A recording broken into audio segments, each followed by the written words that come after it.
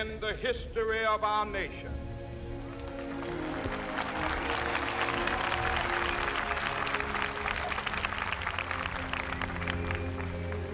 Five scores the long night of their captivity. But 100 years later,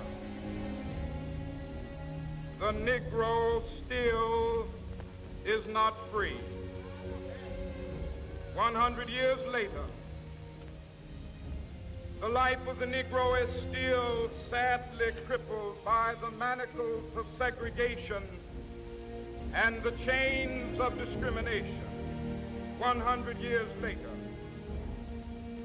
the Negro lives on a lonely island of poverty in the midst of a vast ocean of material prosperity. 100 years later,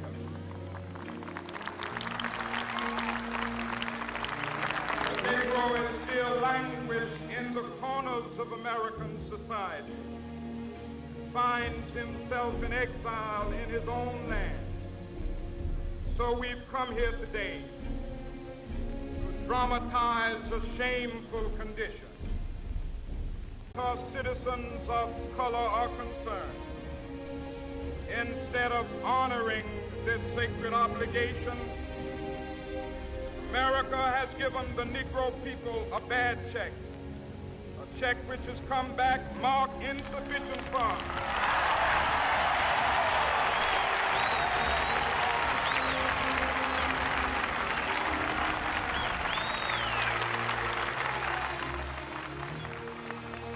But we refuse to believe that the Bank of Justice is bankrupt.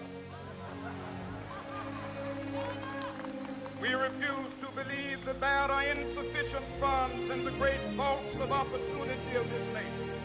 So we've come to cash this check, a check that will give us upon demand the riches of freedom and the security of justice.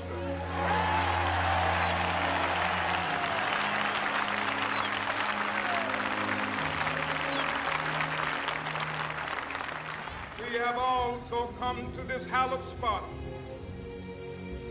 to remind America of the fierce urgency of now. This is no time to engage in the luxury of cooling off or to take the tranquilizing drug of gradualism.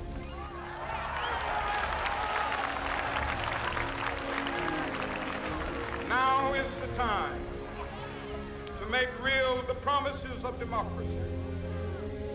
Now is the time to rise from the dark and desolate valley of segregation to the sunlit path of racial justice. Now is the time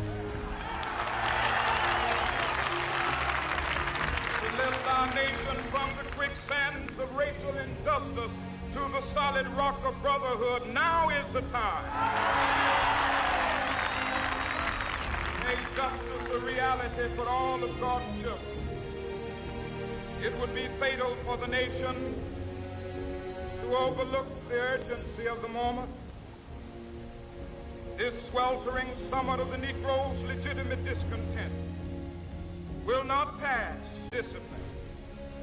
We must not allow our creative protests to degenerate into physical violence. Again and again, we must rise to the majestic heights of meeting physical force with soul force. The marvelous new militancy which has engulfed the Negro community must not lead us to a distrust of all white people.